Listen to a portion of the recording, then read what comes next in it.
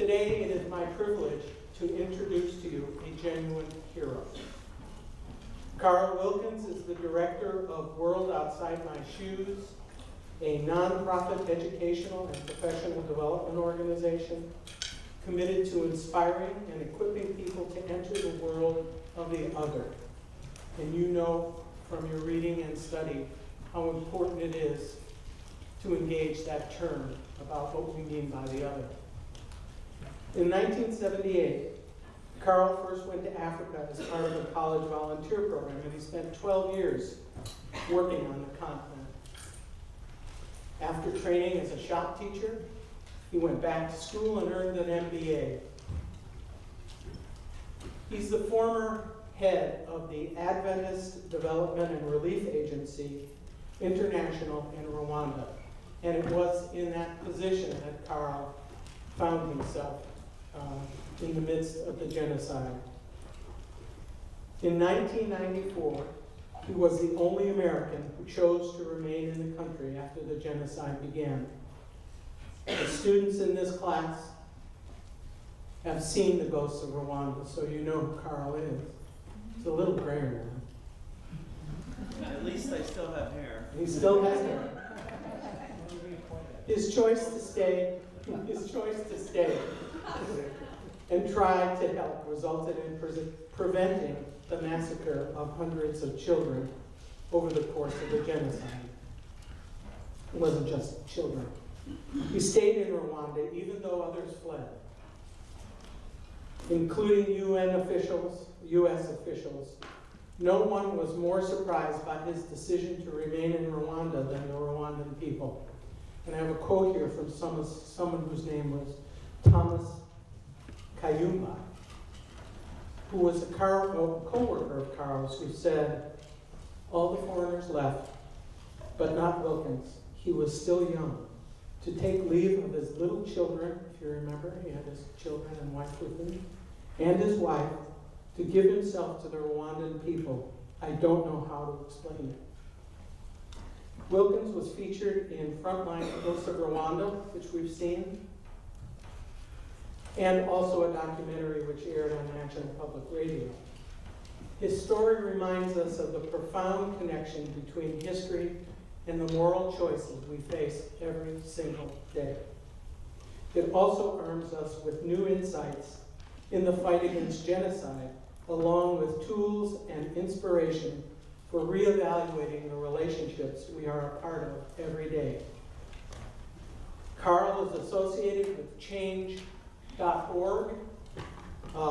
It's an organization. They've given him the title of Changemaker, and he is in distinguished company, which includes other changemakers: John Kerry, civil rights activist and U.S. representative; John Lewis, Alice Waters, Marion Wright Edelman, Robert F. Kennedy Jr., and Russell Simmons, the founder of Def Jam Records, who's quite a philanthropist. Willkins' humanitarian work has been recognized with several awards, including the Dignitas Humana Award from St. John's School of Theology Seminary and the 2005 Medal of Valor from the Simon Wiesenthal Center. We're so honored to have Carl Willkins with us today. Our deepest thanks to Associated Students Productions, to Bruce Berkowitz and Casey Kelly, and the rest of their staff for all their work in helping to bring Carl here. So, will you join me in welcoming Carl Willkins?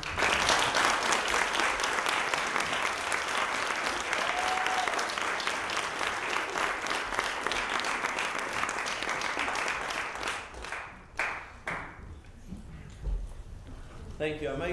I may go without the mic. Am I okay? Yep. I got in my mouth. My big mouth got me in enough trouble as a kid. And so it was interesting. You were just reading from Thomas Kayumba. I just had the pleasure of having dinner with Thomas and his son Gilbert. Gilbert's an IT specialist. Gilbert's in his early 30s. Thomas is his dad. And they were reading out of that African rights document that you were quoting from. And it was kind of fun. Gilbert was reading in English to Thomas, who speaks French, and had been interviewed in Kinyarwanda. So Gilbert was reading to his father what his father had said. He was translating back. As he was reading the English, he was translating back to Kinyarwanda. And his father was standing there very carefully listening.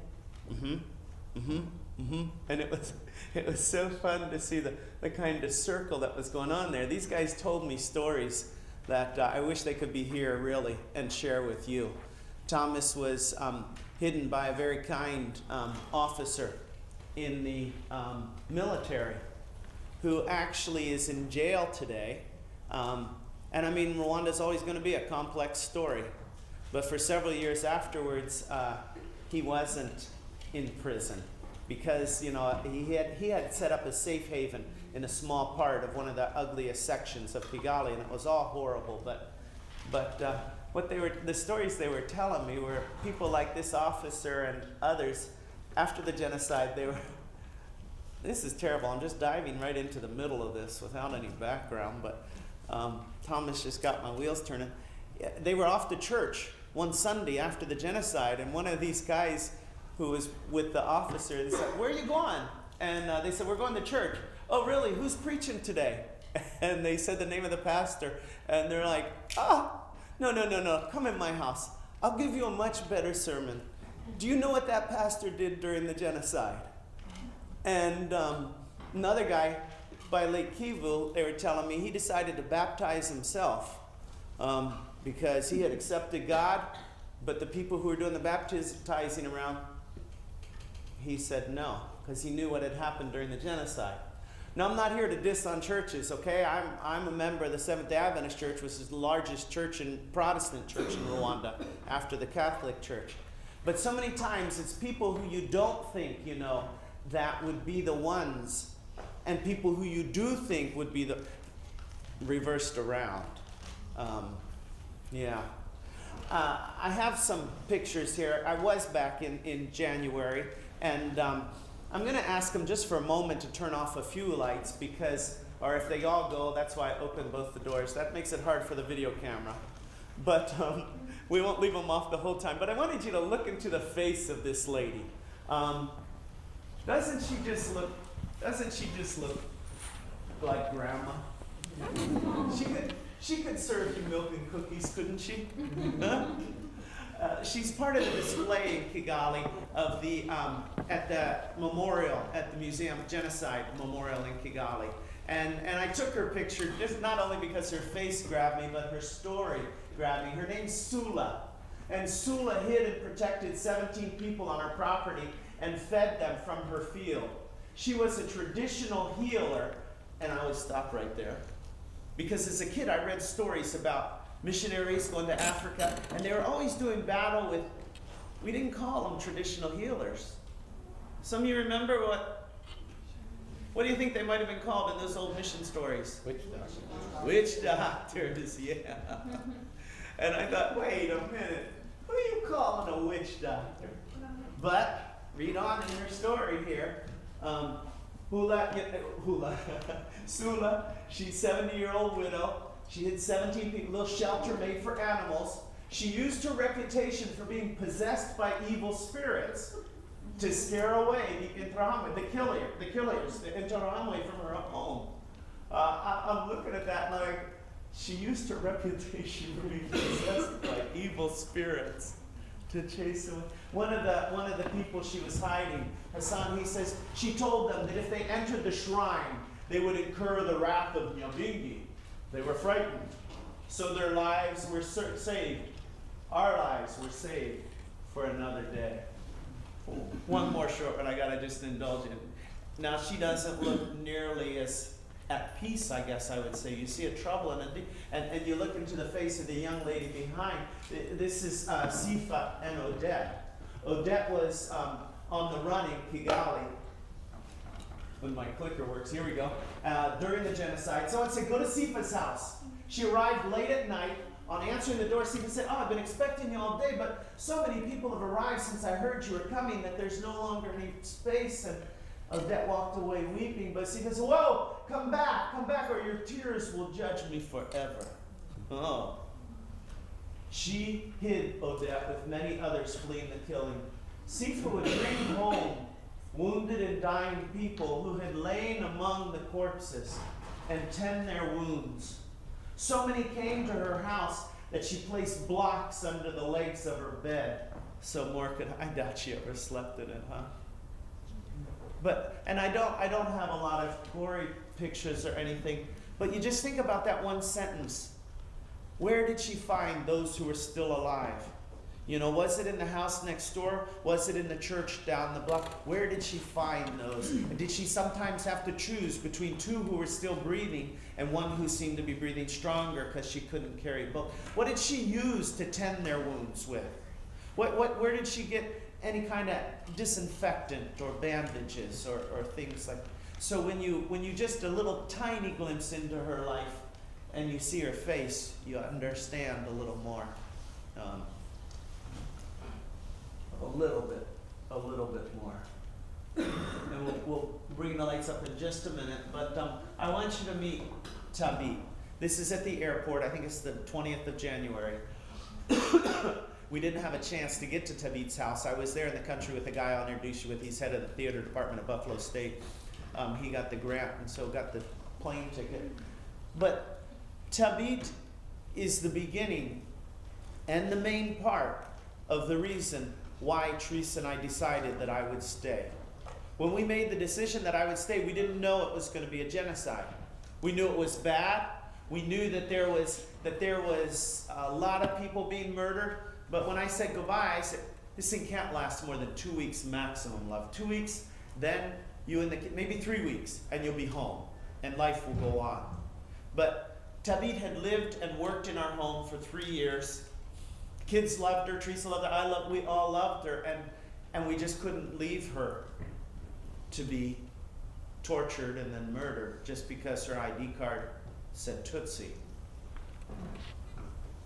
Having said that, sometimes at the end of presentations, someone will still raise their hand, and don't feel bad if you do. You probably won't now that I'm making this little thing, but it's, and why did you stay?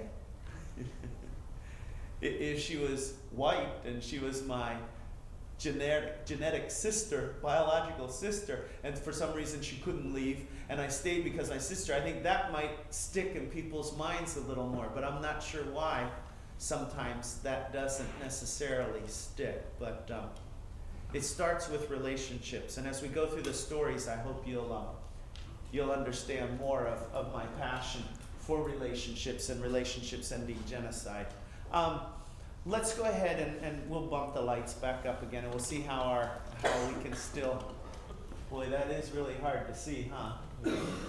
And we don't have 1 or 2 spotlights. Okay, No. that's good. All right. We're walking across this bridge. I'm going to take a moment because of what I saw in the Congo this last time doesn't let me talk about Rwanda without first. I think he has an idea. Maybe not. Without first talking about the Congo. I mean, I can't talk about Rwanda without what's happening today and in the eastern part, especially the Congo. So we made a special trip into the Congo. That's Drew's backside. You'll get his better side in a moment. But we're behind the chicken lady. Do you see those chickens on the back of that lady? It's a good day if you're in the top layer, huh? If you're a chicken. Bottom layer would be a much harder day. But we're just going across this little wooden bridge. It's at the bottom of Lake Kivu, and we're not going to spend much time, but we're headed towards a hospital there that is Panzi. Some of you heard of Panzi Hospital, P-A-N-Z-I? Ah, good. So I get a whole bunch of people that will have heard of it after today. Before we get there, though, let me just, I'm sorry, video, we'll just do the sound, but yeah, I'm going to not ask him to take that light down again for a minute because I want to orient us just a little bit. I know many of you know already, but just to refresh, or for some who are not quite sure, and it actually helps to understand the chaos we're going to talk about here. But in the eastern Congos we're talking about, okay, you've heard talk earlier about Darfur and this genocide going on here in Sudan. the successful referendum that was, but still the problem is by no means solved, but dividing Sudan in half, and Abai, what's going on, but I'll resist that. We'll come down here, especially these. This is the place in the world during most of your lives, worst place in the world to be born and hope to live. This is where, I'll give you some figures, but I really hate, I'm going to give you some faces to go along with. They say 5.6, perhaps 6 million people have lost their, per square mile. It's the worst place in terms of the number of people being murdered of anywhere on the planet. When the genocide ended in the tiny little country of Rwanda, and those who were perpetrating it were fled into the Congo, they already came into an unstable region. But they made it I don't know how many times worse. And not only was there that part, along with the existing instability and problems coming also Lord's Resistance Army in Uganda and things like that, but unfortunate for these people, it's also one of the richest places in the world. And it's also around that time, 15, I don't know how many years ago, somebody probably has a more accurate figure, that it's over there, cell phones. And so they, discovered these special minerals that are so effective in making, a lot of electronic gadgets we have. And I say a curse for the people there. I mean, shoot, with all the wealth they have, there should be medical teaching hospitals in this part of the world. There should be all kinds of infrastructure, schools, and thank you.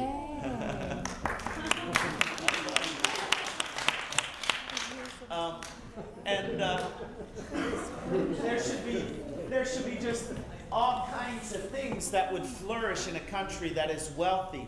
But instead for the people, it's a curse. Instead of them becoming wealthy, as we go in, and I say we because we're the consumers here, so we're part of this whole line, as we go in and just rape out of there all that we can from there, making sure to leave as little, if not none, behind. Except what we do leave behind is all of the lost lives. It's not just the men, especially, who are pulled into mines and slavery. And, if you don't have an existing government or any structure, the guy dies in the mine, you don't pay the family compensation. He's out, and just we take it and enslave somebody else. But the other thing, to keep it unstable and stuff, is especially the trick is going after the women. Now, I'm sure many of you have read 3 Cups of Tea, and perhaps his second book, Stones to Schools, where, the guy who's building schools in Pakistan, Afghanistan, stuff, Greg Mortensen, he uses this term in the first early chapters, the girl effect. Some of you heard the girl effect? Okay, a few of you. It's a term that's being used now to illustrate that to capture the concept that if you really want to develop an area, you really want to see it move forward, and you really want stability and stuff, you make sure the women get educated. And this isn't just a plea for women who are so often young ladies who are so often neglected and stuff. This is stuff that's backed up by much, much evidence. One quick little piece of evidence, they talk about Al-Qaeda after 9/11 changing their recruitment techniques from areas where the women's literacy was higher because the young men asked their moms for permission before joining the movement. Not, I'm sure, that they always obey, but evidently it was effective enough that these people who are not just some wild hoodlums, as many of you know, running around with guns and stuff, people with university degrees, people who study demographics, and people who are in touch with the global community and trends and financial markets and all of that business, they study and they shift their recruitment to the area where women's literacy is lower. Now, there's a ton of things, I just won't go into all of them. But I bring that up because if you want to do the opposite of developing, if you want to keep it chaotic, if you want to turn it on its head, that's when you go after the women. And that's what's happening in the Congo. And so when we talk about the millions of people who have died, we're talking about women, and usually I would say young women, but I'll hold that statement for a moment for when we get to the hospital.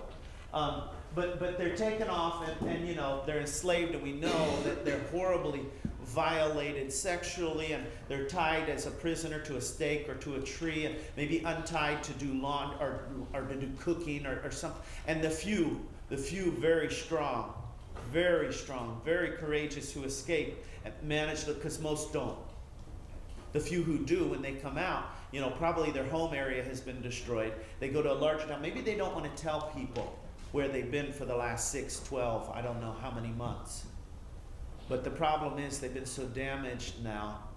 Many of you who know the anatomy and physiology, you know, with the bladder and the vaginal canal and the rectum, and as the wounded flesh inside here, as they've been violated and things rammed inside of them, gets infected and seeks healthy tissue of the bladder, and then the bladder you get whole, and the urine, now they're leaking urine. And so even if they didn't want to tell people, you stink. It's just simple and horrible. So it's not just the emotional damage, but the physical. So that's why we wanted to get to Pansy Hospital, because we wanted to meet not only the doctor who is leading this program, but we wanted to meet some of the ladies at the program. And so I'll skip some of the other stories. And okay, this is Spokane, Washington, where I live. This is actually intentional, because I'm in church in last December, before going to Rwanda in January. This young man is sitting there, Ferris. He's Ferris High School. It's a high school near my home. And nobody's sitting by him in church. I don't know what, but somebody points it out and says, look, the kid's up there by himself. And I'm like, oh. I get up, go around back, wait a few seconds, walk forward, sit down next to him. When church is over, I start talking. I start getting all excited. His accent, and refugee from the Congo. He had come in August. He was one of the lucky. As he tells me his story, I said, well, can you come home for dinner? Oh, sure. He's living with his mom and his sister and his brother. But as we're going home for dinner, sister's really good at basketball. That's my gorgeous wife, by the way. And as we're going home, and I gently ask him his story. I don't want to, you want to be gentle. You think about all the trauma and stuff that's happened already. And he tells me he lost his dad, his older sister.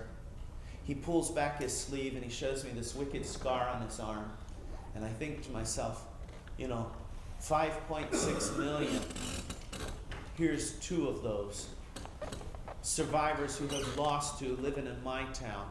He hears I'm going back to Rwanda. I tell him I lived in Rwanda. I was there during the genocide and stuff. And he said, my aunt is still there. She's in a refuge. She's been in a camp in Rwanda for 10 years. This has been going on for much longer, but she's been there for 10 years. Can I send something to my... I said, of course. Pack a suitcase. I'll take whatever I can to your aunt. And so he does. And so I'm going to bring you back to his aunt in a minute. But before we get to the hospital, I wanted to introduce you to Don and his sister. And I'm sorry, I got to call Don because I can't remember his sister's name.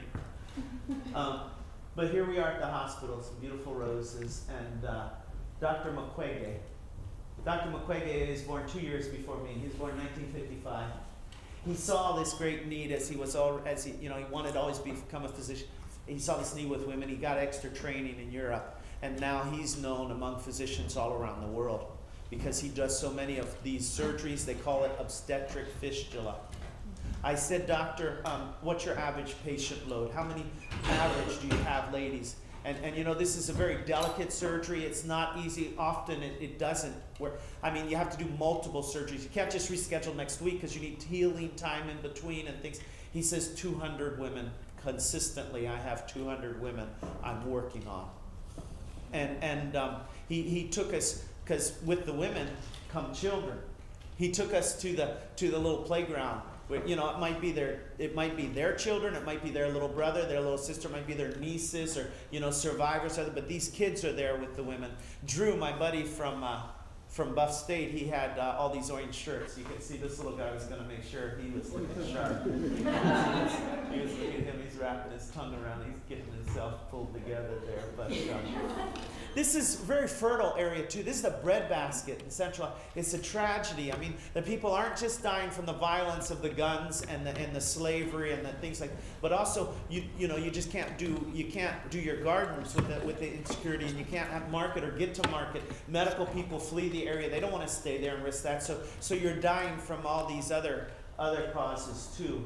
But we'll sneak over from this playground to a house where the ladies were staying, kind of a dormitory house in between. And of course, I should have been prepared for the gorgeous babies, but babies have that way of they just pull you, go, oh. And what really, the nurse in charge, she was just an incredible lady, but what really hit me was seeing the gray hair popping out from underneath the scarf. Now the obstetric fistula can be required because of difficult childbirth and a tearing during that process, but you know that lady is well beyond childbearing years. And I just didn't think about, grandmas. But nobody is spared.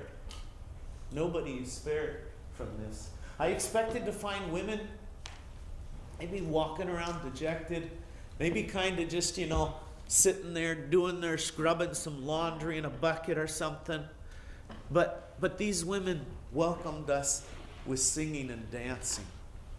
And I have a clip. Most of these pictures you can see I've avoided the ladies' faces because I didn't want them, all over the internet. But this video you will see some of the faces. But I ask anybody who might be recording or not to not record the ladies here. But you have to see and you have to hear these ladies.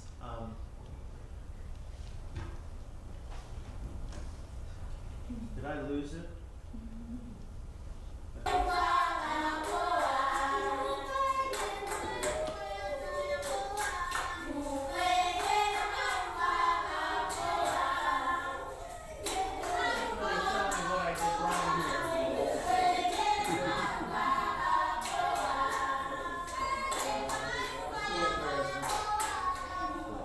As these ladies were dancing, it'll take a minute, but I'm going to do it. As these ladies were dancing and singing, a man came up, a nurse who was traveling with us, showing us our way and stuff.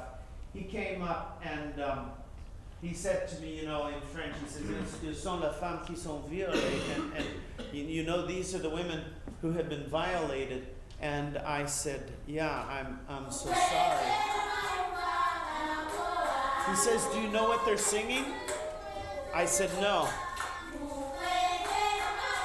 Mukwege, Mbaya Mbaya Koba. They're singing about their Dr. Mukwege.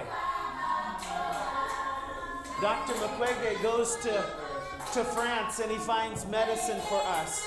Dr. Mukwege,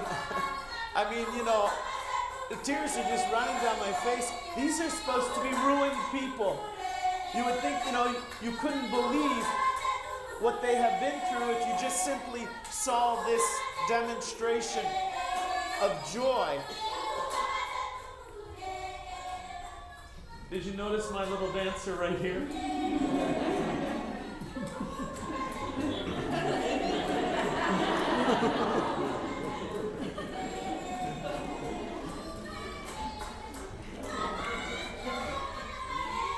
And as these ladies continued to sing and dance, I thought, wow, they are not ruined.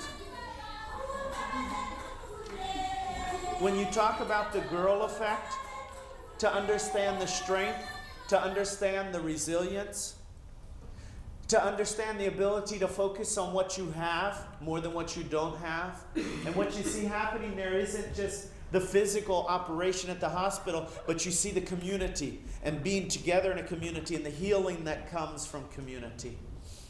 So when a couple of girls came to me in Seattle a week, 10 days ago, and said, we've got a project to raise funds for a van, for a clinic that would like to bring women to Pansy Hospital. I'm like, where's your website? Who wouldn't want to give 5, 10, 15, 20 bucks for a van to help more of these ladies to get there?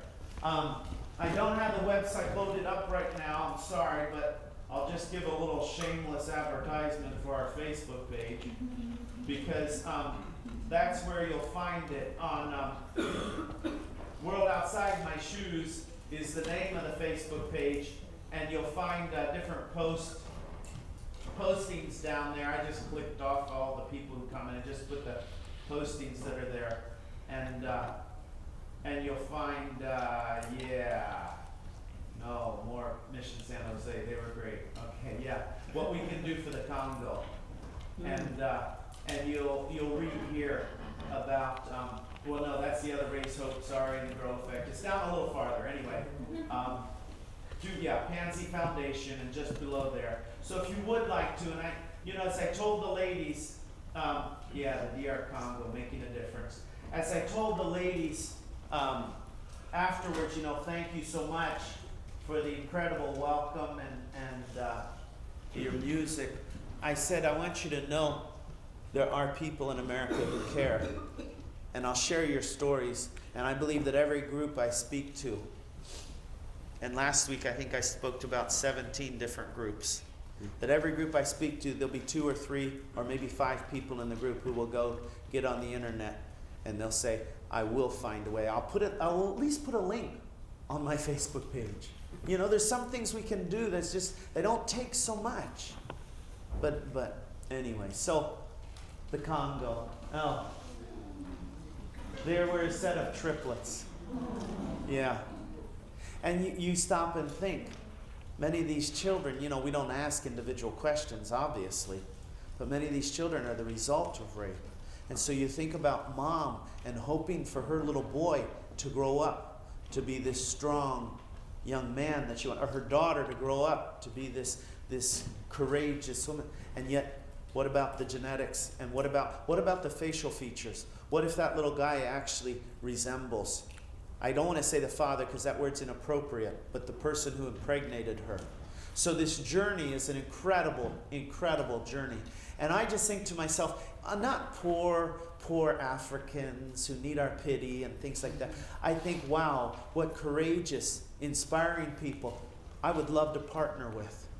Love to partner with. Those partnerships will only enrich all of us. So Don, we got permission from the government to, those of you who saw Ghost of Rwanda, you'll remember the orphanage, and I don't know that I'll try to get to part of that story today, but the orphanage where there was going to be a massacre in that documentary. A man and his wife who were hiding there, their children in the orphanage, she's the deputy director of the lower parliament. I think that's Secretary General of the lower parliament in Rwanda. He's a high court judge. And I went to him, his name's Pio Mugabo, and we were visiting a wonderful friend. And I said, hey, I need to find permission to get into the refugee camp. Things are really organized and structured and stuff. And so he worked it out for me. He's a survivor from that orphanage. And we got to Gehembe. It's just on the hills outside the town of Byumba. And here's Don's aunt. She's been in this camp for 10 years. The home's just, simple sticks and mud, a canvas pulled over the top. And as we followed her down the hillside, she invited us into her house. We stepped into the dim room, little couch. There's a little bit of a couch with some foam there. And I gave her the suitcase from Don. Started, I think, this young lady to unpack it. No, you can keep the suitcase. Don't worry, just keep everything. And she says, I apologize. I don't have any refreshments for you. And I'm like, we're in a refugee camp. But for her, no, we're not. We're in her home. And her dignity. And her courtesy. And I can just keep going on with this phrase, girl effect. Again and again. And I showed pictures on my droid. Sorry, I won't unplug it. I'm kind of good for the internet here, but I had taken pictures of her nephew and niece, and they were talking in Kinyarwanda. Because, just because they're from the Congo, there's many Rwandans in the Congo, and when they draw those lines between countries, they're irrespective of people groups often and stuff like that. But anyway, she's watching this video, and she's going, as she sees her nephew and niece in heaven, in America. Not in the refugee camp. Before we left, she said, could I send something to Don? And I'm like, well, yeah. What's she gonna? I didn't say pack a suitcase. What's she gonna? We're in a refugee. She comes out with a paper bag. She lays it in my hands. And I look in the end there, because it's not closed, and there's a beautiful pair of dress shoes. Beautiful, new, shiny, long tip. Some of those men's shoes, you've seen the style with the long tip. I think, she can't afford this. Wait a minute, that's Carl talking. If you heard that lady's heart, I think you'd hear her saying, I can't afford not to. I can't afford to miss this opportunity. So when people give you an opportunity to go on a walk, when is that walk? Sunday. How hard is that? Can you afford not to? When people give us an invitation to participate in different groups, and there's all kinds of, and for me, yeah, I'm passionate about genocide, but I'm also passionate about many other issues and stuff. We think, oh, can I afford to do that? Can I afford not to? Think about this gracious lady. Not to be guilty and shamed into it, but to be inspired into kind of action that really puts others first. Oh, now here's this awkward transition. That's me in college and my wife. And white overalls are cool. Okay? Just in case you're wondering. We met in high school, and in college we started dating. We did accounting together. It went real well. And after we graduated, a week later we got married, and a week later we moved to Zimbabwe. Now, I'm just moving because of the picture. This is not a week later. This is 8 years later. But during those first 6 years in Zimbabwe and Zambia, 4 years Zimbabwe, 2 years Zambia, Mindy was born. And Lisa was born. And after the first 6 years, and it still looks like she's like 18, huh? And after those first 6 years, we came back, and as you heard in the introduction, I got an MBA, and that's when Sean was born. And this is the fall of 1989. A little park in France. We're trying to learn French before moving to Rwanda. And so from there in the spring of 90, we moved to Rwanda, this gorgeous little country, this land of 1,000 hills. Yeah, I could go on, but let me move a little faster because I do want the recycling. Oh, that's pretty good there, but the girl effect. Okay. That's not 1990. That's last January when I was there. A young lady who visited Rwanda, she had seen the documentary, she had read, and she'd done the research and stuff on the genocide and the horrors and stuff. And she's in Rwanda about 2 years ago. I think she was a Cornell student. And she says, I couldn't believe that this was the same country. You see, for most people, if they hear about Rwanda, it's defined now, and in many people's minds, almost forever, but I hope not forever, but it's defined now by 3 months of genocide. That's what people know about Rwanda. Before the genocide, anybody know what Rwanda was known for? Yeah, gorillas was one of the things. This old movie, Gorillas in the Mist, Diane Fossey and stuff like that. Flowers. Flowers, exactly. You know about Roz Carr? Mosquito prevention flowers, aren't They had the flowers that they used for insecticide and pesticide, I mean. Yeah, and yeah, now Rwanda's known for genocide. But I hope as time goes on, you'll see it is so much. That's just.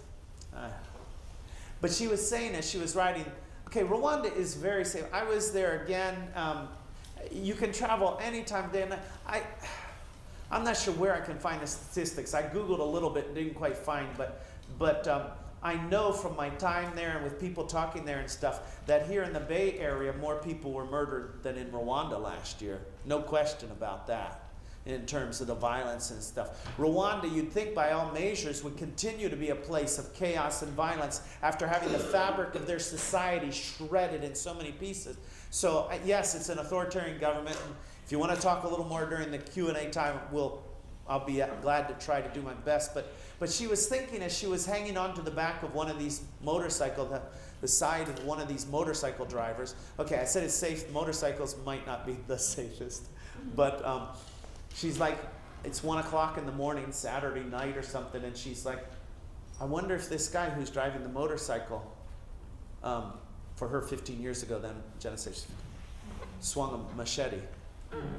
You know, and you try to reconcile these things, and it's very, very, very messes with your head. We were there to build schools, to operate clinics, and I'm sorry, I'll go faster through those sections there, but each one of these, they've got stories, which is really hard for me to resist, but the pictures speak very loud.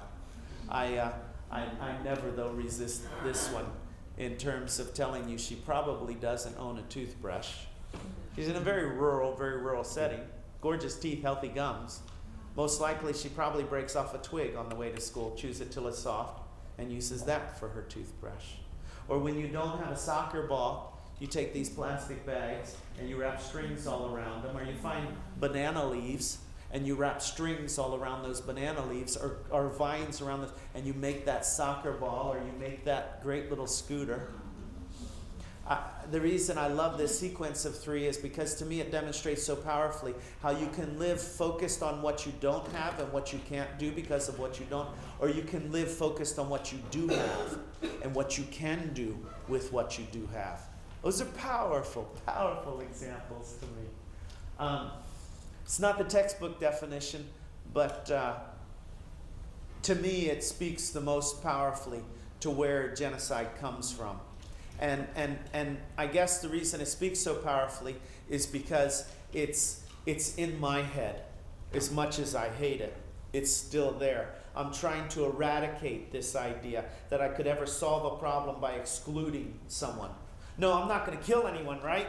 But we just don't want to have to deal with them anymore. If we can just find a way to get them out of the picture, out of the classroom or off the campus or out of the church or out of the neighborhood or whatever it is. And this exclusive problem-solving method is temporary at best, always temporary, genocide at worst. And so it's that kind of thinking that we're battling against. To end genocide, it's about eradicating the concept of the other. And yes, the early warning systems, we need to study those things. And we need to have the UN mandates, and we need to have, the governments and people appointing special people to understand and to fight against genocide in our governments and in our civil sector and stuff. But the real thing I think that's going to end it is relationships. Because those personal relationships change the way we think, which changes the way we feel, which changes the way we act. You see, sometimes it's like a friend might drag you to the walk on Sunday and you just do it because you're a friend or something like that. But when you're thinking about certain things that we want to accomplish and it changes your heart, nobody drags you there. Your actions are right there because they're springing from feelings that are driven by thoughts of partnering, thoughts of not settling for less. You settle for less, you get less. So our home, really comfortable. I'm not looking at a clock. What do we have? Do we have 30 minutes still? Yes. Yeah. Okay.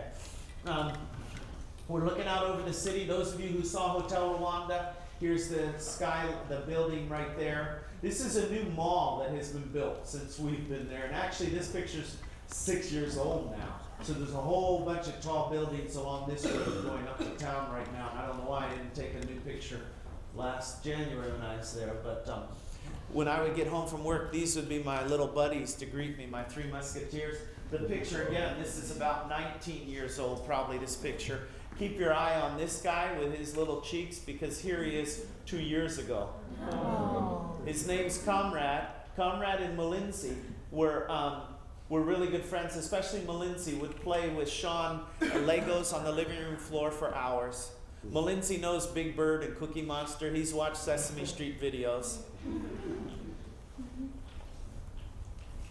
Teresa's showing them pictures on her iPod when we were there in 2009 of our family. She showed them a picture of our kids all grown up, and they're like, whoa, look how tall Sean is. And which one is Mindy? Which one is Lisa? And she showed them the old pictures, and they're like, oh yeah, that's what we remember. Those kids in the neighborhood, they kind of stood out. It wasn't hard to find Sean. And you saw Sean in the park. He wasn't even 2 when we moved there. Now he's this picture. He must be close to 5 or so. Always with stuff, scratches and scabs on his knees and on his shins and stuff.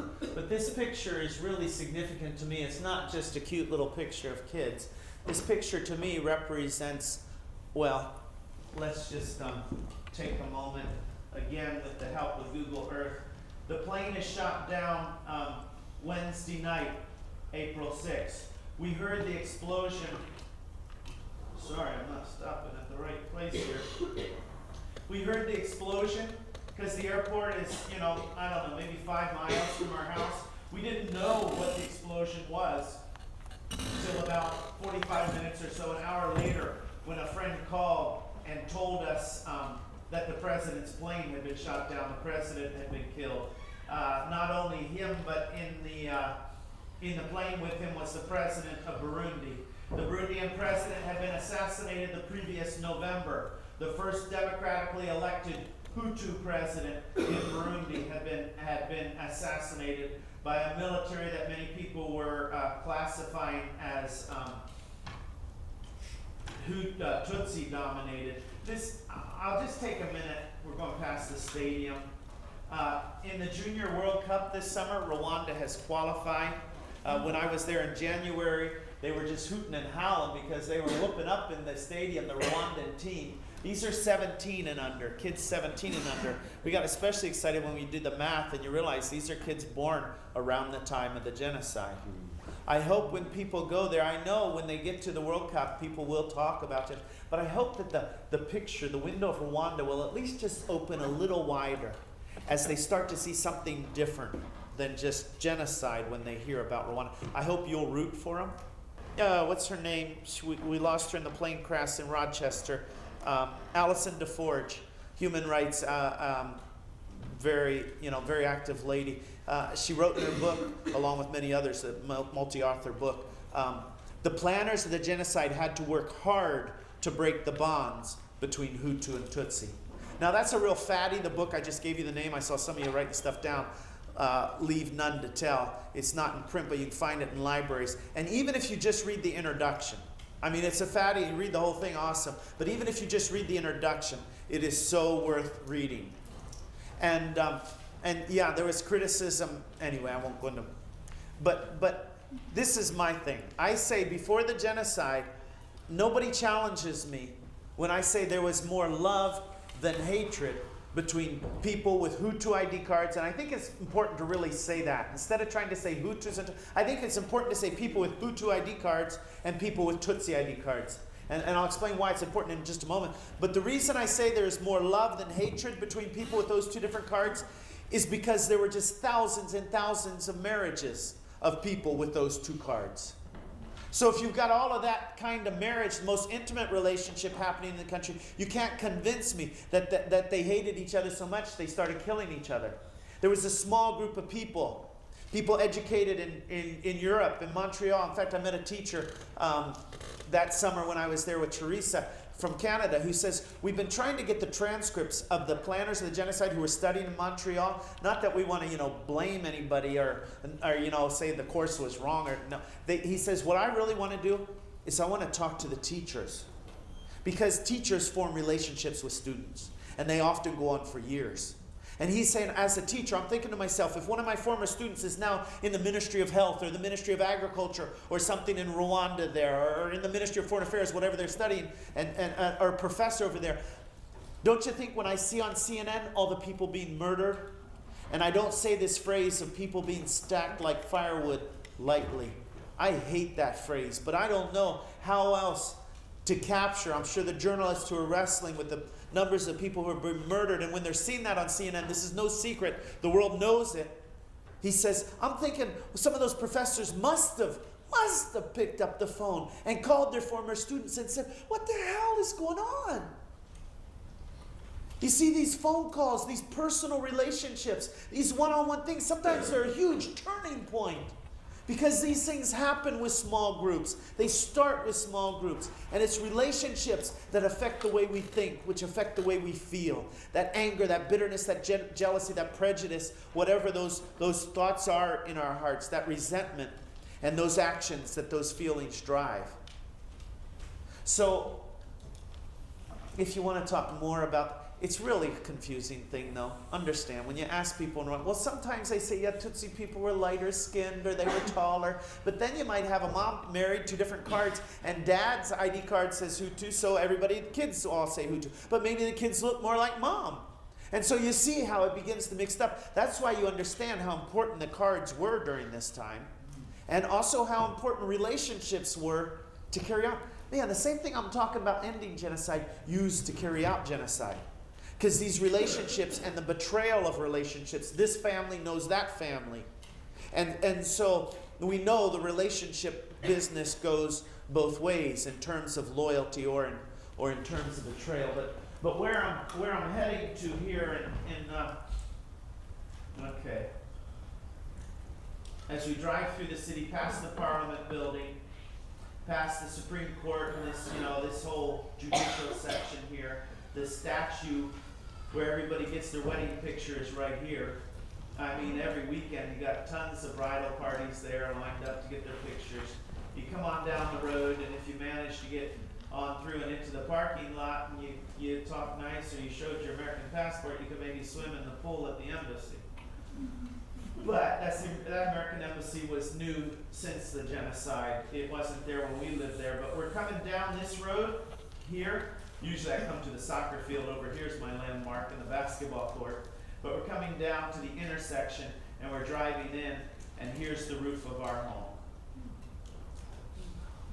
And all around us are mud brick houses with tin roofs. This house wasn't there. There were more mud brick houses with tin roofs when we lived there. This big, beautiful 3-story home, which is now a business, a commercial business, it's no longer a private residence, was some of the first of our neighbors who were murdered. The first thing they're thinking is, what are we going to do for our kids? They boost them over the fence into the yard. This was an orphanage, although the couple who was in charge of this orphanage, 30 kids, 5 and under, the couple in charge evacuated with all the other foreigners. But the young man who was the night watchman right there by the gate, Harry, from the Congo, Harry stayed. Harry could have left. Harry not only had documents from the Congo, he had documents, I found out a couple years ago, from Burundi, and he had documents from Rwanda. He's a very resourceful guy. But Harry chose to stay, and 29 of those 30 children survived the genocide. Maybe Harry was meant to be the person to be there instead of that couple. It's not for me to judge that couple. But come back here for a moment. This is a man in the morning who comes out of his house, drives his car out of the garage there at the bottom there, his late model Audi. He's in his suit. He's on his way to the bank. He's a man who follows the financial markets around the world, a man with a university degree. And the question I've been asking myself recently as I've been trying to step into his shoes is, why was he still in Kigali? He wasn't stupid. He had access to all kinds of international news. He, like the planners of the genocide, probably saw Black Hawk Down before it was a movie, saw it in real time as it was happening over there in Mogadishu. He probably knew much about so many. Why was he still in Kigali the day the plane was shot down? Didn't he see the warning signs? And there were plenty of warning signs. I don't know the answer to that question. He had the means to get his family out. Why he didn't get his family out, I'm going to take 2 guesses, and I don't think they're really far from the mark. But guess number 1, he saw all the UN soldiers who were in the city, like all the rest of us, and we had a sense of security. Yes, there's some riots, 24-hour curfews, they're burning some tires at this intersection, there's some violence happening here, 40 people are killed in that neighborhood, in another part of the country more people are killed and stuff, but the UN is here. They're actually marching around the city in groups of 8. Full military gear, helmets, vests, all the gadgets in the vest pockets, their assault rifles, and they're patrolling the city. I'll bet that was one reason why he didn't take his family out of there when he saw all those other signs. The second reason, I'm not sure how strong, but I think it's significant, was everybody thought a new excuse me. Just on the good side of a cold. I'm about done, I think.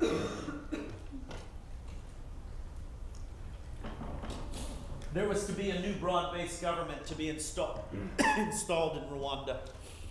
This was now going to be representing everybody, or at least all the different parties that had come up now in recent time, along with the Rwandan Patriotic Front. Much of the population had fled Rwanda in 1959-60 with violence there, hoping to come back in a few months, not allowed back years, and finally picked up guns to come back by force. And this is what's known as, that's a quick and dirty explanation of the Rwandan Patriarch. They would have a part in the new government too. But there was this small group of men and women who I referred to earlier who said, we will never share power. They're the ones. Many of them took the form of a political party called CDR, Coalition for the Defense of the Republic, or Rwanda. What would the R stand for? Rwanda. Rwanda. Coalition for the Defense of Rwanda. And doesn't that sound good? You know? But this is the party that many of them are members of and part of. And so that night, so that would be the second one I would say. People were trusting in the installation of this broad-based government to diffuse the mounting tension and the violence that was around there. It's unable to do that. So the plane is shot down. The next day, we see them, we hear the noise, we hear the shouting, the screaming, the gunfire. We see them walking down the street with the furniture, television, appliances. We know it's coming from this home. And eventually, after they did find the husband and wife, they said they were hiding in a closet under the stairway when they found them and dragged them out and did terrible things before finally taking their lives and draping her lifeless form over the fence. They came to our gate. And they never came inside because our neighbors in what might be considered a not so good neighborhood, poverty, and you know how poverty is, sort of, we know. Our neighbors came out and they stood in front of our gate between us and these people with machetes and clubs with spikes through the end of them. And we didn't know about it until the next morning. So I was about to tell you, wasn't I, about this picture here of Sean and why it means so much. Oh, that's Harry, by the way, the night watchman, and I won't go into more stories about Harry who stayed with the orphans but here are two of the ladies, the girl effect. Two of the ladies who stood up courageously for us. They could have been murdered for doing that.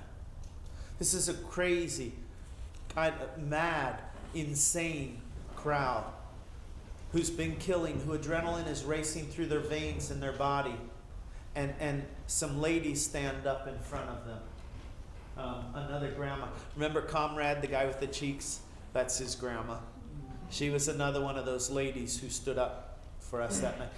And I asked them, you know, what did you tell them? And they said, well, we told them that, you know, you've been living here for 4 years. We told them that if we needed help, we could, you know, you'd take us to the hospital in the middle of the night, just little acts of kindness. We told them that your kids played with our kids. Now, how's that going to change things, huh? These guys with their machetes and their pants perhaps barely pulled up and what they've been doing around the neighborhood, and they're like, oh, shh, quiet, did you hear what she said? Their kids play with, let's just go to the next house. You know, it just doesn't make sense. It's not logic. And of course, logic often isn't our best friend in these situations. What I think these ladies did was through their stories, they somehow rehumanized us. We weren't just a target. Obviously, we didn't have Tutsi ID cards. So we weren't that kind of a target. We were just a target of opportunity. Maybe if they would have come in, I don't know.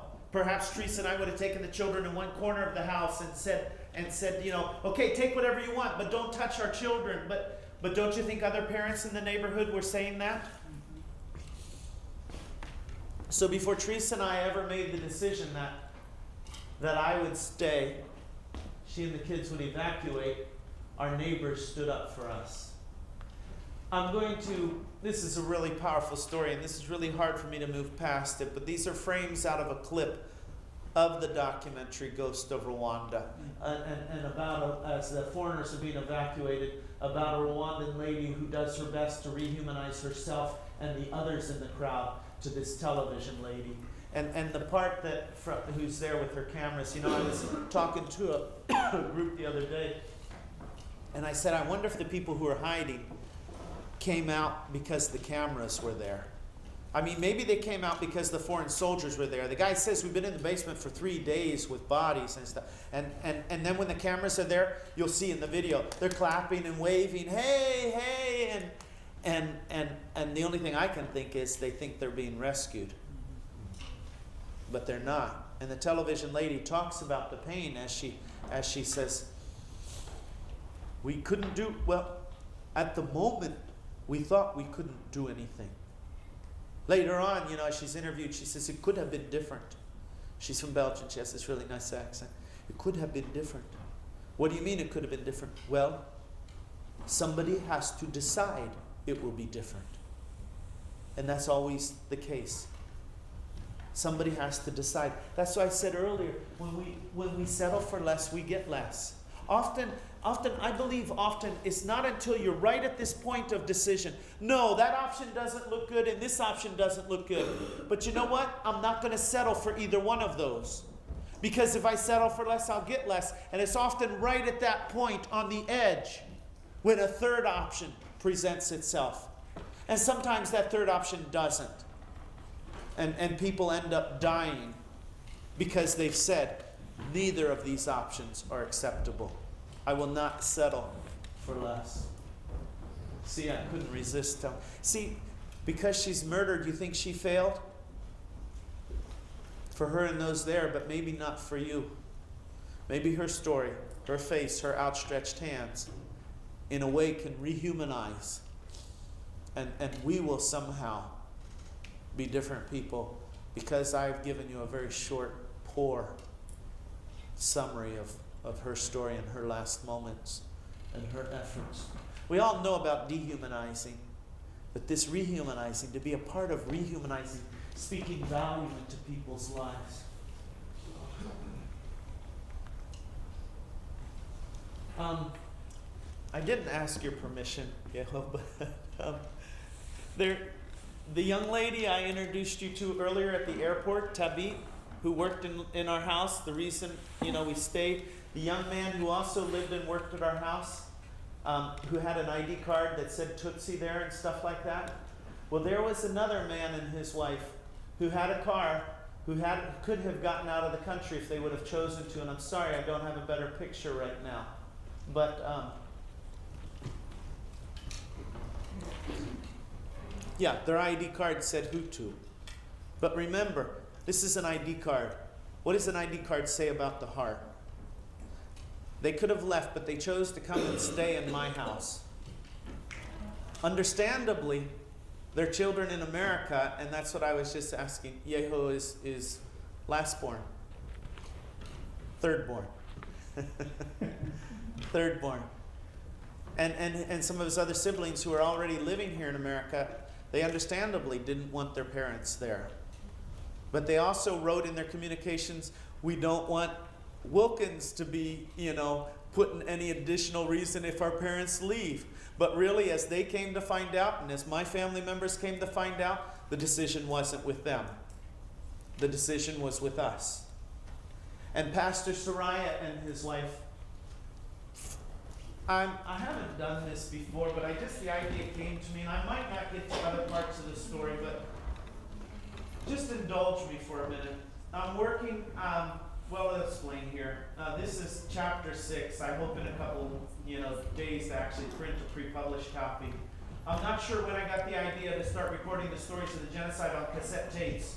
Talking on tapes is a way of communicating with family and friends, not a new idea for me. I mailed my first tapes back in '78 from TransSky. Though I talked to Teresa every day on the radio, there were some stories I didn't think wise to transmit over the radio where anyone could be listening in, a little editing. I also knew that I could not survive, and I also knew that I might not survive, and I wanted to leave them some record for Teresa and our children, something that would let them know what it was like. Maybe stories that would remind Teresa why we both made the decision that I would stay. Maybe the stories would help our children know something more about their dad and their maker. Sometimes I talked directly to Teresa on the tape, sometimes I just talked to anyone. I always scribbled our home address in Spokane, Washington on each tape, in the hope that if our house was ever looted, some kind person might find these tapes and send them to their intended destination. The vast majority of this book is based on those tapes, about 8 hours. Following is a transcription of an early tape from the first 3 weeks when I was confined to the house by the 24/7 curfew. The only people on the streets were the ones doing the killing. Dear Teresa, today's been relatively quiet in terms of gunfire, and I've been doing more reading. Laying in the hallway was getting old, so I drug a mattress into our bedroom to a spot between the bed and the closet. a bit sheltered but different scenery. I hadn't been there long when I heard a shot and a thud that sounded like bricks crumbling. I waited 15 minutes and everything remained quiet, so I silently crept outside for a look around. Sure enough, a random bullet had slammed into our bedroom wall. I'm not saying this to cause any worry, seeing as how no one will listen to this tape until it's all over and I'm safe back together with you, Mindy, Lisa, and Sean. Oh, but I've got to tell you about yesterday, the 18th. Around 1 or 2 o'clock, I went outside and found Janvier, our night watchman, just sitting out front of the house in full view of the street. You know how many gaps there are in the chain link fence the reeds have been pulled out of. And our gate of metal bars is now missing most of the grass reeds too that originally stuffed in that space for privacy. Basically, anyone walking by could just look up the driveway and see this slender Tutsi boy sitting there in plain sight. I've not made a big deal about him hiding from our neighbors. They all know pretty much who is in the house. But to sit in plain view of the gate for any stranger walking by to see was too much. He was putting all our lives in danger. Frustrated people were walking up and down the streets, angry people, people with assault rifles, people with simple but deadly weapons walking up and down the streets. Before I pointed all of this out to Janvier, though, I did ask him how he was doing. Not knowing if his family was dead or alive obviously gave him plenty of reason to be depressed. He didn't respond to my question, and I thought to myself, despondent or not, the boy must behave responsibly, not only for his sake, but for all of our sakes. I suggested that he move his chair to a corner of the veranda where he would not be visible from the gate, thank you. And he quietly complied. While pausing on the veranda, explosions on a faraway mountainside caught my attention. About the hotel up there, I'll go a little faster. Later that afternoon, we got visitors just a few feet away on the left side of the front yard fence. Normally there are several families living in a collection of about 5 adobe brick tin roof there. These days just one mom and a couple of kids remain. 6 or 7 soldiers decided to move into one of the empty houses right up next to our fence. They brought a couple of cases of beer and perhaps a goat or two to have a barbecue. I found out they were there when Janvier came walking in the back door with a sheepish look on his face. Looking both confused and frightened, he said some soldiers had seen him through the fence and started shouting about Tutsi sympathizers. After Pastor Soraya questioned Janvier in order to be crystal clear about what happened and who had said what, we decided that Mrs. Soraya would casually go to the fence and talk to the soldiers. This lady has already proved to be an incredible peacemaker. She is so gifted when talking with impossibly difficult people. Anyone could see that what a deadly threat these soldiers pose to us. Imagine trying to keep your voice steady in order to calm them. Perhaps she saw them more as sons and nephews than as torturing killers. I just shake my head as I think about the courage it took to look square into their blurry, bloodshot eyes. And this was not the first, nor would it be the last time she would be convincing killers to change their course.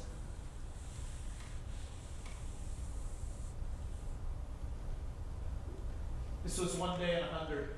Nonchalantly walking through the yard, she approached the fence. She engaged one of the soldiers in conversation. What's this nonsense about Tutsi sympathizers, she asked. Don't be ridiculous, we're not involved. I really don't know the lines of her conversation, except that it soon became clear that the soldiers wanted to see everyone for themselves. She said, fine, come on around to the gate, I will let you in. As she met the soldiers down at the gate, Anita, that's the young lady, I changed her name in the book. That's the Tabit I've been telling you about. She came silently through the house to the backyard patio where Janvier was. You could see in their eyes they both believed that their worst fears were about to happen. Pastor Soraya walked on down the driveway to the gate to join in the conversation. Looking out the living room window, I weighed whether my presence would make things better or complicate the issue.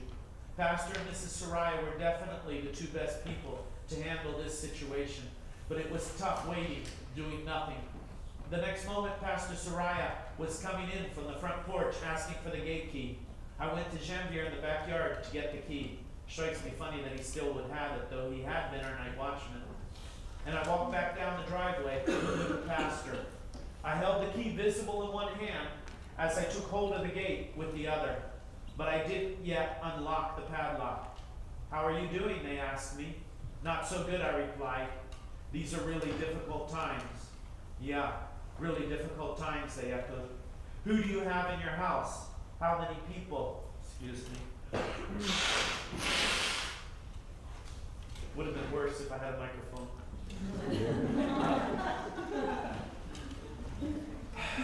How many people? Do you have any sympathizers or anything like that? No, monsieur. I have this family, and I am the director of ADRA. I've been in Rwanda for 4 years. This is my country, and I didn't evacuate with the other people because I came here to live with the people, no matter what. You know, ADRA is a humanitarian organization. We've been building schools and operating clinics. This Pastor Soraya here is the legal representative of the Seventh-day Adventist Church, and he is staying with me along with some workers. They relaxed a bit, and we talked on for another 10 minutes or so. They didn't mention coming in anymore. In fact, they were really quite polite and decent. There were 4 of them there with their machine guns over their shoulders, and we just continued talking through the gate.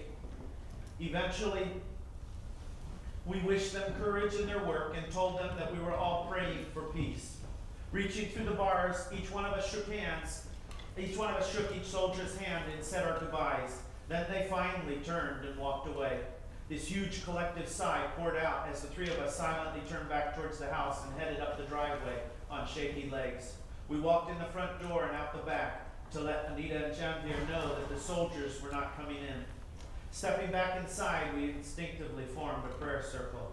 This seemed to be a changing point for Janvier. As I said earlier, he had every right to feel hopeless. Not knowing the fate of his mom, dad, little brothers, and sisters must have been especially tormenting, wondering if he should try and do something, anything, no matter how desperate, to be there for his family, to somehow try and protect them. But today he definitely did see how his actions made a huge difference for the people right around him. And I won't carry on with the chapter, but to understand how each person in our house had a role. We didn't send Mrs. Soraya to talk to them first because we were afraid. It was the strategy we felt would be most effective. And it often was, like that day and other days. So when people talk about Hutu and Tutsi, that's what they often ask. They want to know because they've learned a little bit about Rwanda, and maybe they meet a Rwandan, and they're like, and many without much, I don't know. I don't want to say without much respect, but it seems to me without much, perhaps with a lot of ignorance. They say, so are you a Hutu or Tutsi? Well, what will that tell you? You see, it's just like, well, thousands of Hutu people died in Rwanda during the genocide. People with Hutu ID cards, because they did not go along with the genocide. So I can't begin to tell you all the ways that Mrs. Soraya courageously played a key role during this time, or the wise counsel, or the encouragement, the deep faith that Pastor Soraya shared with me. But I can't imagine having gone through that. So even though Yeho and I haven't spent a lot of time together, we are definitely brothers because we have the same parents. And those kind of situations, you know how they bond people together. So thanks for letting me read that chapter to you. And I do, if you have questions or comments, our time is about 10 minutes. I obviously have a lot more stories, but we'll go ahead and turn the lights up a little bit, and or whichever. And if you do have some questions, Can someone get the lights, please, yeah. Thank you. To me, I was dancing and singing, and I was interested in learning more about that doctor. Can you repeat that name? And I was wondering if you or your friend knew the translation of that song more? It was a mixture of Swahili and other things. Did you understand more of the song? Yeah. I heard Baba, and I thought that they were calling him their father. They're saying the doctor was their father, but I don't know Swahili, but I know it's Swahili. Yeah, father is one of the words. The PANZI, Pansy Foundation, is where you'll find more. And like I said too, on the Facebook page, if you forget that, Maybe you'll forget World Outside My Shoes, I don't know. But if you Google Willkins and genocide, you'll eventually get there. But yeah, please do. Thank you for that question. Thank you. Yes. Please. You were talking about that the Hutu and Tutsi were really, they lived side by side before. What do you think were the hooks? What part of my question is, what was the intention of people, in your opinion, who got the whole killing ball rolling? And what do you think were the hooks that they were able to sink in? How do you think they got people to do the deeds? Yeah. I think, right. I think the intention was very much, it was politically motivated. They would not share power in government, and their positions in government were threatened. And so they would not set up a broad-based government. So it was very much us, we will stay in power, this is a threat to our power, and what people will do, all kinds of desperate measures, the threat. Your hook question is a lot more difficult.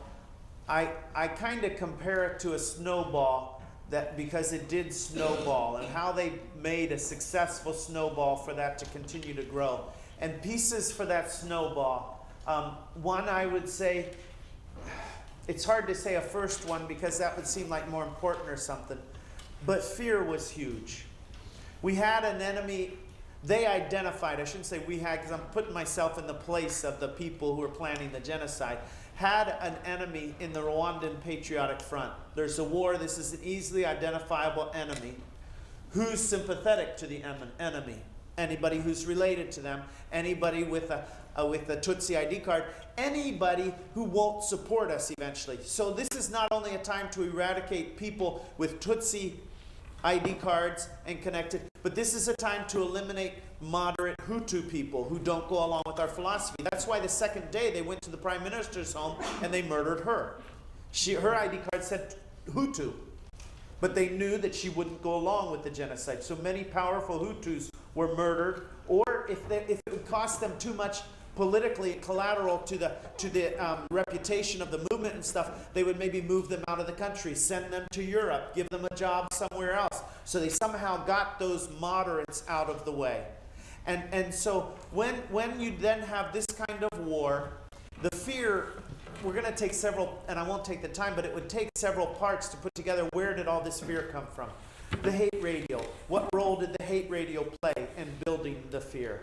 And when actually the murders started happening, I'm sure they didn't know if they were going to be able to pull this genocide off. We look at it in history and we think, oh, slam dunk.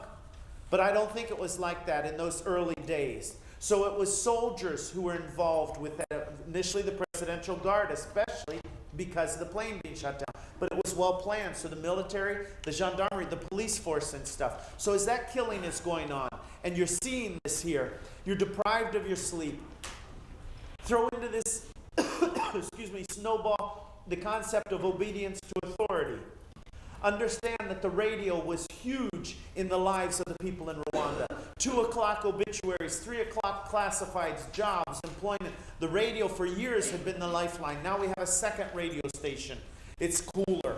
It plays all kinds of music. And it has not only hate messages in the music, hate messages in the comedy, hate messages and flat-out speeches. The Hutu 10 Commandments, don't pollute yourself and stuff with Tutsi people. And you begin to go with all of that ideology that's there, that many people say, well, you know, we have skinheads, we have all these kind of things here and stuff. You know, and you sort of would like to write it off. But this is part of the snowball. And I'm a Hutu dad with a wife with a Tutsi ID card. I'm not going to kill anybody, but I've got to somehow show that I'll patrol with them, I'll man the roadblock. And to try to preserve my family or something like that. I then find myself pulled into this farther. And so, greed. Everybody's doing it. My school teacher's doing it. My uncle's doing it. They say, show up at the soccer field at 10 o'clock in the morning for work. If you don't show up at the field, that means you don't want to defend the country. That means you're sympathizers with the enemy. And well, they're taking the roofing sheets and somebody else doesn't take them, then I'll take the roofing sheet. We might as well. And they're looting. And so greed, I don't know how big a piece of the snowball. Greed is another piece. And you continue to try to build these things, but still you're never satisfied. You still end up saying, why? Neighbors, people in Rwanda don't give me answers of, well, it was because of this and that and the other thing. In fact, they know, the more you know in Rwandans, that the more complex you see it is, and the more you wonder, what is those parts to the snowball? What would I do? And when we think we would never do it, that's a very dangerous position to be in. Because we're involved in promoting hate in our country all the time. On news stations, in different programs, where we're, you know, just whether it's Islamophobia, whatever it is, whether it's just simply saying that's so gay, and half the people around laugh when we're dissing on a group of people. We've got all kinds of ways that we are also dehumanizing. So we can't set ourselves like we're. Yeah. Thanks. In the back. Policy of the American government prevented you from simply sending your children's nanny along with your wife and children on that plane out of Rwanda? They actually drove out. The picture that I had back here is a pickup truck and a little camper. That's the kids, and this is the long convoy. But they said, look, you bring any Rwandans here and you're compromising the safety of everybody in the convoy. You cannot bring any Rwandans.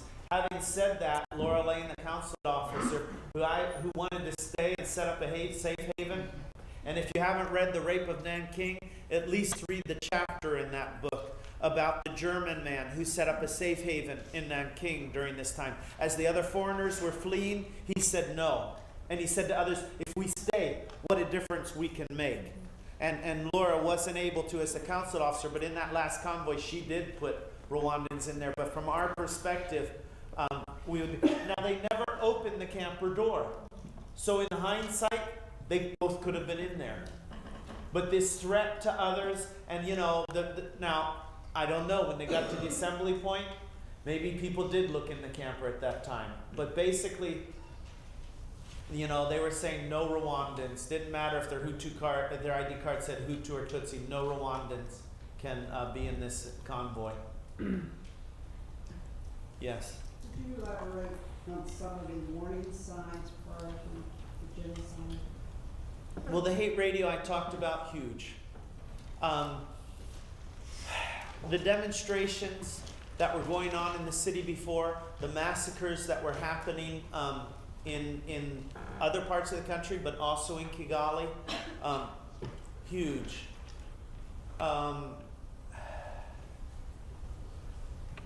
Longer term, you would start to look at this idea of isolating school teachers, taking record and identifying who's a Hutu, who's a Tutsi in the classroom. This is, several years before the genocide. At the time of the genocide, the stories are going around about the list that were being prepared. But the one that's like the bomb is in the weeks before the genocide, when documents were brought to the UN from planners. A man, they called him Jean-Pierre in code name, who was training these militia. He's got documents that say we can murder 1,000 people every 20 minutes. Documents that talk about the murder of 10 Belgian peacekeepers with the intent of so horrifying. Now that's not a warning sign for everybody, but that's something that was in the hands of the UN that went to New York. That's not a warning. That's almost like a declaration, more than just a warning. I can't think of a whole lot of the other things at this point. And I'm a bit embarrassed at my lack of political savvy understanding prior to the genocide. Busy doing all these good things, but ignorant of many of the factors. And one of my hugest regrets is that I didn't learn Kinyarwanda. I think I would have understood much better before the genocide, those signs and stuff, if I would have spoken Kinyarwanda.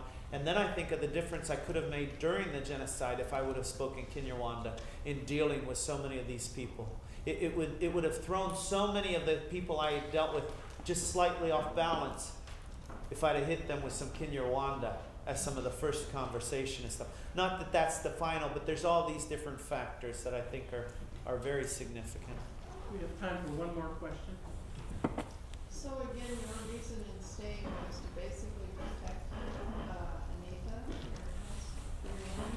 Yeah, the young lady who lived and worked. I mean, Teresa was always home too, so she was kind of like a nanny, but they were, she just partnered with Teresa there. But it started with her and the young man, but you need to, as I even try to unpack that and stuff, the picture is those realities are embedded in a context of Teresa and I came to the country to help.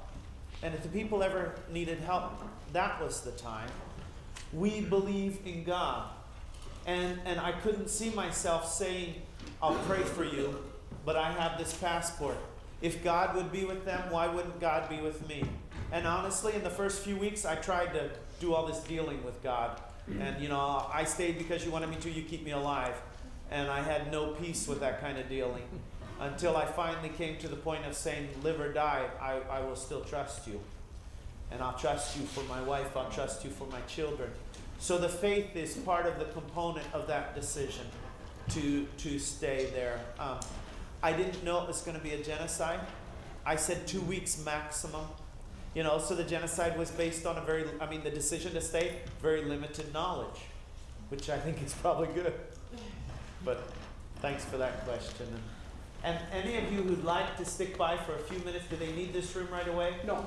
So any of you who'd like to stick by for a few minutes afterwards, you're more than welcome.